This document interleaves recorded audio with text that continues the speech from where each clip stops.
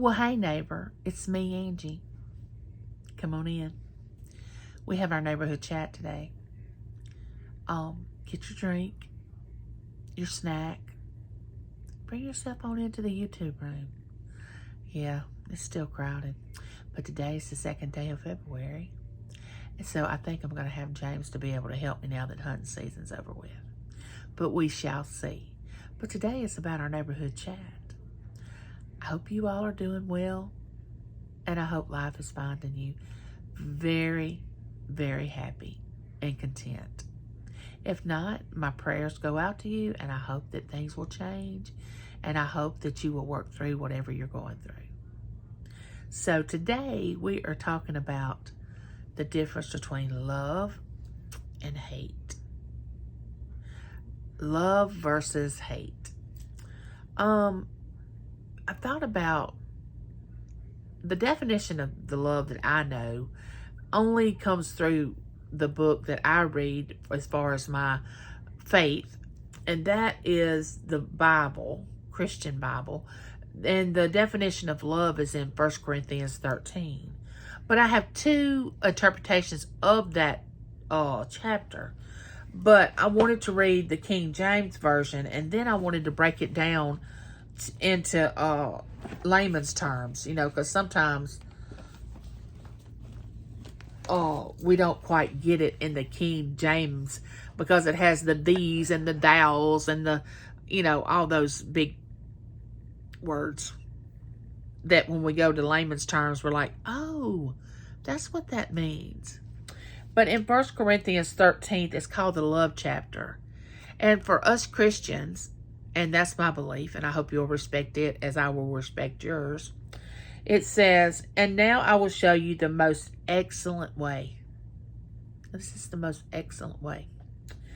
If I speak in the tongues of men and of angels, but do not have love, I'm only a resounding gong or a clanging cymbal. I'm just making noise.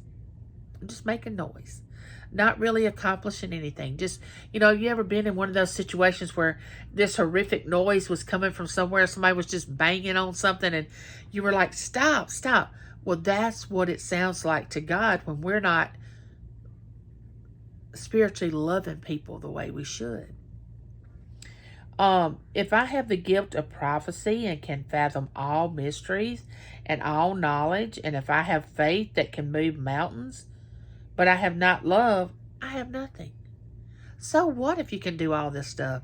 So what if you can believe in things and tell people their future and heal, put your hands on people and they get well? So what? If you don't have love, it's nothing.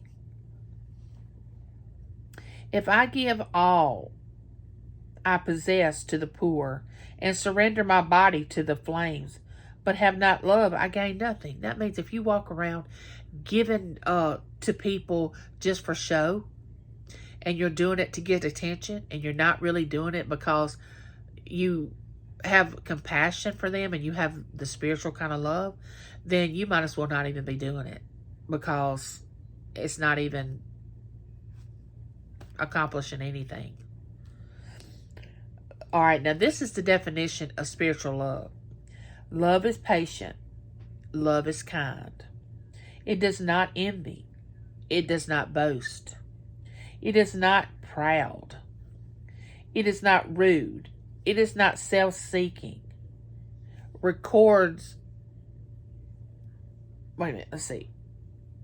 It keeps no records of wrongs. Love does not delight in evil, but rejoices with the truth. It always protects, always trusts, always hopes, always preserves. Love never fails. But where there are prophecies, they will cease. Where there are tongues, they will be stilled. Where there is knowledge, it will pass away. For you know in part, and we prophesy in part. But when perfection comes, the imperfect disappears. So see, everything else will fail, but not love. not spiritual love, not God's kind of love, will never fail. It's always going to win. Now, that's the King James Version. Well, I think it's, let me see what this may be, the International. No, this is the International Version. Now, I have this version, it's called The Message, and I'm just going to read what the definition of love is. It says, love never gives up. Love cares more for others than for self. Love doesn't want what it doesn't have. Love doesn't strut. Doesn't have a swelled head. Doesn't force itself on others. Isn't always me first. Doesn't fly off the handle. Doesn't keep score of the sins of others. Doesn't revel when others grovel. Takes pleasure in the flowering of the truth. Puts up with anything. Trusts God always. Always looks for the best. Never looks back, but keeps going to the end. Now that's broken down in layman's terms for us to be able to understand what the New International was trying to tell us. It just kind of puts it in simpler words so, you know, anybody can understand it. Well, I got to thinking about, okay, well, if that's the Christian type of definition of love, what is the world's definition of love? You know, because there's two different things. Webster's dictionary gives a whole different definition of the word love than what's in our scripture, which the definition in the Webster is love is an intense feeling of deep affection. Now, that's what Webster says. Now, that's totally not even what I just read. The worldly kind of love is a reaction. You know, you have a reaction to what you feel, which a feeling is actually a reaction. You know, you might say something may taste good. Oh, I love this. Oh, I love it. Or you may see a pretty woman. Oh, I love them. They're beautiful. Or hear a song. Oh, I love that song. It's based on a feeling. The worldly kind of love is. You know, when you fall in love with someone, it's based on a feeling. You know, God gave that type of love to us so we could fall in love and have children, because we got to populate the world. And that's why we have that kind of emotional love, is for us to have affection toward each other. Now, what's the difference between that love and God's love? Well, God's love is an action. It's not a reaction. God's love is an action, like you're doing something, because it says, let me go back and see what, let me just go back and read. I lost my place. Won't take me but a minute. And you can see where it's an action and not a reaction. It says, love never gives up. That's an action. You never give up.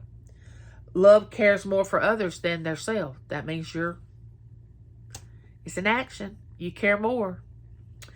Love doesn't want what it doesn't have. Okay, there again, it's an action. Now, a reaction is something that happens when you have a feeling. You know, and a lot of people think love is a feeling, like that ooey gooey thing, and in some cases it is.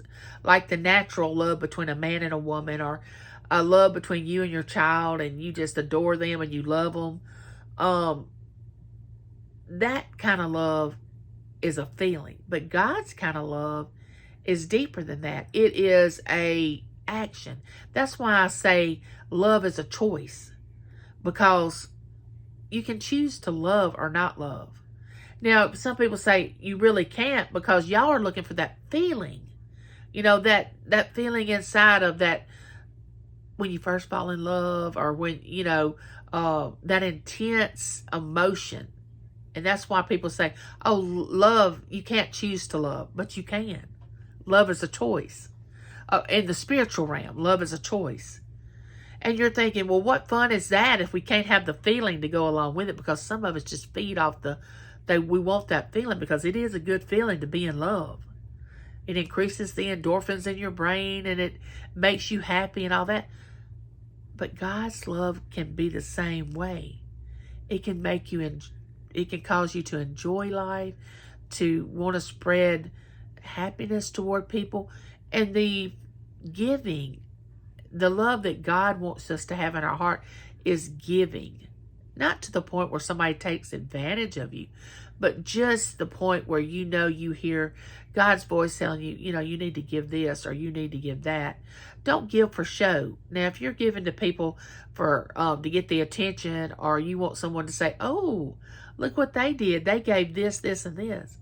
No, you have to do it from a pure heart, expecting nothing in return. That's the thing with the spiritual kind of love. You're not expecting anything in return.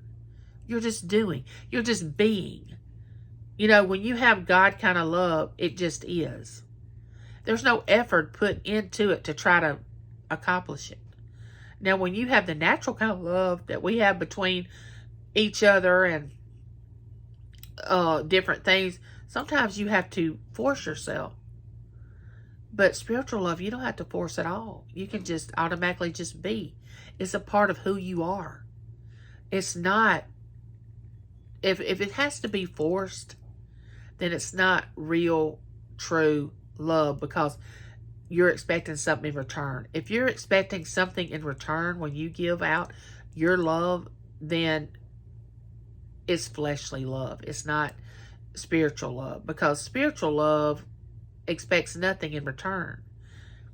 And you say, well, why do I want to love somebody and not get anything in return? Why do you want something in return? You already have everything you need anyway when you have spiritual love. I mean, you already have all your needs met. So why are you expecting something from somebody that maybe can't give it to you? Maybe they're not mature as you are. Maybe they haven't been hurt and they can't love you as much as they love someone in the past. Doesn't mean they don't love you. It just means they can't love you like they want to. And I'll share this with you. I had a friend of mine one time that says, I'll never be able to love you as much as you love me. And it was no reflection on me, the reason this person said that. It was because they were not capable of showing this much love as I show. And I accepted that. But the person that I've become was not based on whether that person loved me or not.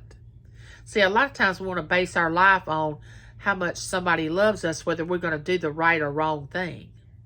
If you love me, I'll do this. Or if somebody will say, if you love me, you would do this. If somebody puts conditions on your love for them, don't get involved in that. Don't let someone tell you, if you really love me, you would do this, this, and this. No, if they really loved you, they wouldn't ask you to do this, this, and this. It would just automatically come. They would want to treat you the way you should be treated, and you would want to do them the way they would want to be treated. It would be a mutual thing, and it would be an understanding. I mean, if you ever loved somebody so much that you could automatically just feel what they were thinking or feel the emotion that they had inside them, have you ever just really loved somebody that much? The hardest thing to deal with is to be in love with somebody and them not be in love with you. And being in love and love is two different things. When I tell you that I love you and there's nothing you can do about it, I'm telling you on godly type of love, because that's what my life is based on. Toward people is the godly kind of love. I choose to love you. I choose to give, and I choose to accept you the way you are. That's the God's kind of love. Now, I'm not putting conditions on you to say, okay, I'm going to love you and you can be my friend if you do this, this, and this. That's not love. That's control. So when you think about loving someone, think about, am I looking for something in return? I mean, don't expect, when you do something for somebody, don't expect anything in return. You won't be disappointed because you're not expecting anything. Because when you're in tune with your spiritual part of who you are, all your needs are being met. So you don't have to worry about, is someone going to meet your need? You just have to worry about giving and loving others, not letting them take advantage of you, not letting them use you. And we know the difference. But usually when a person is in a situation and everybody else can see that it's not a good situation, the person that looks like that is being used, there's a payoff in it for them, or they would not stay in that situation. They would not allow that person to be ugly to them, treat them bad, except there's a payoff. People can only do to you what you allow them to do. What you allow them to do and how you allow them to treat you is how far they're going to go. That's why boundaries should be set up.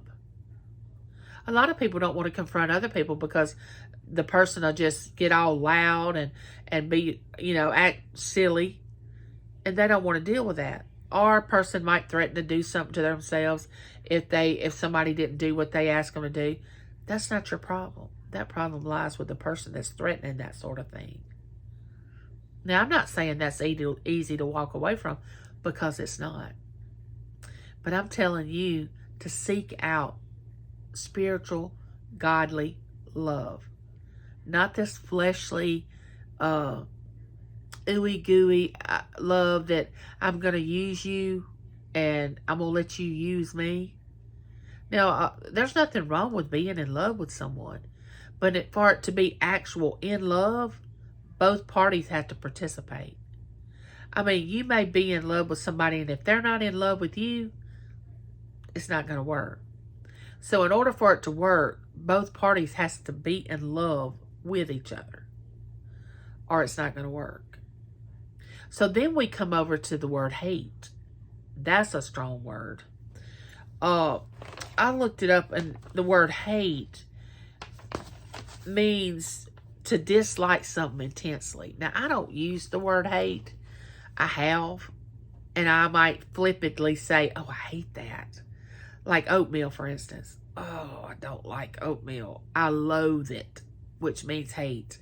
That's just another word for hate, is loathe. That means an intensely dislike to it. Now, hate and dislike are two different things. Hate is something that you want something bad to happen to somebody. Now, you ever heard the saying, I would not wish what's happening to me on my worst enemy? So a lot of people really want harm to come to other people. They have this intense feeling that they've been hurt so bad by this person, they want something bad to happen to them. And they say, oh, I hate them. Now, I don't hate anybody. Because hate and love cannot dwell together in the same vessel. Hate is destructive. It destroys. It breaks you down mentally, emotionally, physically. Hate destroys. Why would you want that? And it only destroys you. It doesn't destroy the other person. It also says synonyms for hate. Detest, loathe, extreme dislike, or disgust. Now, hatred or hate is intense negative emotional response towards certain people, things, or ideas, usually related to opposition towards something. Now, if there's a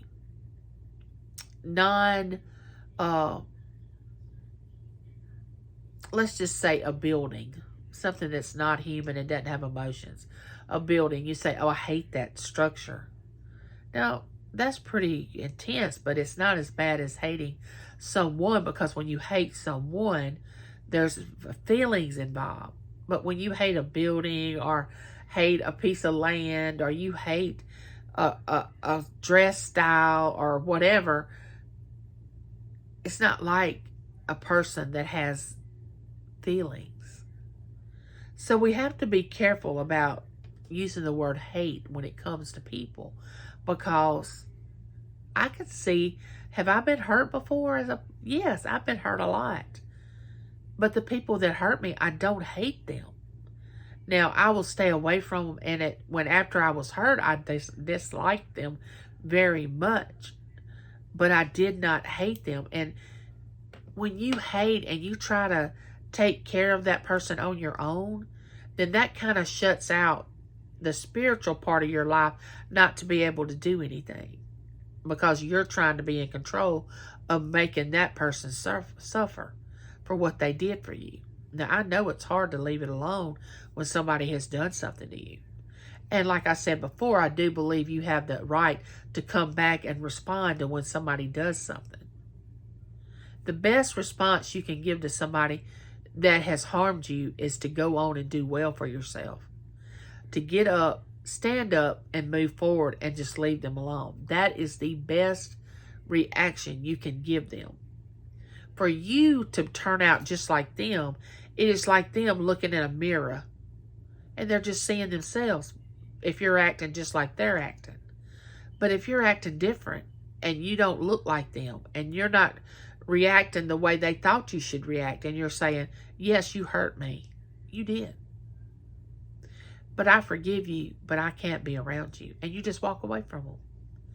That hurts them more than if you would stand there and argue with them. Believe me. I used to not believe that, but it's true.